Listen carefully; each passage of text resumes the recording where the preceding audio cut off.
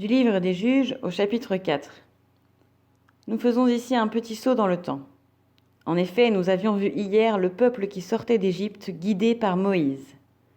Après cela, suite à ses hésitations et à sa nuque raide, le peuple d'Israël erre 40 ans dans le désert. Ce temps lui est donné par Dieu à la fois comme une punition et en même temps comme une grâce particulière de proximité physique avec Dieu dans la nuée.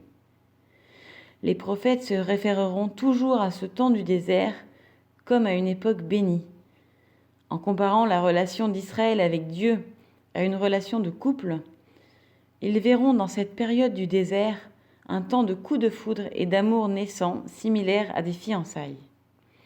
Mais les fiançailles ne sont pas éternelles, viennent le temps du mariage et surtout de la vie commune. Dans l'histoire d'Israël, cela correspond à la conquête et à l'installation en terre promise avec Josué. Cependant, Israël, une fois installé, est confronté à la tentation de l'ennui. Il lui est difficile de rester au quotidien cette épouse attentive au Seigneur. C'est le thème du livre des Juges. Ce livre nous raconte toute une série d'infidélités d'Israël qui l'entraînent dans des pétrins pas possibles et dont Dieu chaque fois la délivre. Le verset 1 du chapitre 4 est comme une sorte de refrain dans le livre des Juges. Israël commence à pécher, puis se livre par son infidélité entre les mains de ses ennemis. Devant cette situation, le peuple crie vers le Seigneur, Seigneur qui ne peut le laisser sans secours. C'est pourquoi il lui envoie des juges pour le délivrer et le ramener à la fidélité de l'alliance.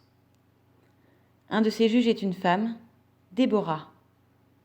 Le juge est celui qui a une connaissance suffisante et intime de la loi et qui, en vertu de cela, obtient une autorité sur le peuple afin de le guider dans la voie de l'alliance.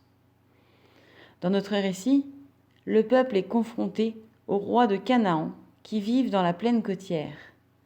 Cette plaine est la plus fertile et est jalonnée des cités fortifiées qui tiennent le pays. Les Israélites, eux, sont relégués dans la montagne beaucoup plus aride. N'ayant pas les mêmes ressources que leurs adversaires, ils leur sont soumis. Cette inégalité des forces en présence va faire douter le héros choisi par Dieu à travers Déborah. Barak doute de la force de Dieu pour vaincre les rois de Canaan. Il hésite à monter au combat seul et demande la présence de Déborah comme signe de la présence de Dieu à ses côtés. Ici, nous pouvons mettre en parallèle le personnage de Déborah et la figure de Marie dans le combat spirituel. Le chrétien est comme Barak, confronté à des forces qui le dépassent, mais Marie l'entraîne à la confiance en Dieu qui le sauve. Elle le dira aux serviteurs à Cana, « Faites tout ce qu'il vous dira ». La bataille se terminera par la défaite de Sisera, le général ennemi, de la main d'une femme. Yaël lui plante le piquet de la tente dans la tête. Comment ne pas voir ici un accomplissement de la prophétie du livre de la Genèse au chapitre 3, où Dieu promet à Ève que sa descendance frappera le serpent à la tête. Elle est une préfiguration guerrière de la Vierge Marie écrasant la tête du démon.